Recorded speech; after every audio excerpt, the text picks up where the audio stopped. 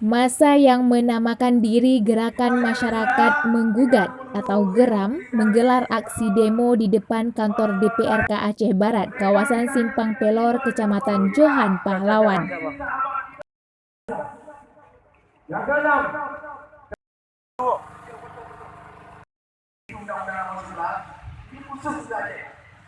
Pada aksi tersebut, GERAM menyuarakan 11 tuntutan terkait berbagai permasalahan yang terjadi di Kabupaten Aceh Barat, mulai dari kasus RSUD Cut Nyak-Dien, kasus pemukulan oleh Bupati, kasus operasi tangkap tangan dana desa yang dilakukan Polres Aceh Barat.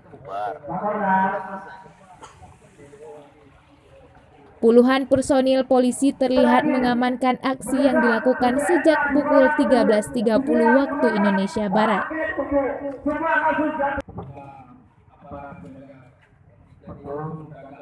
Dari Aceh Barat, Basriadi melaporkan untuk Seramo TV.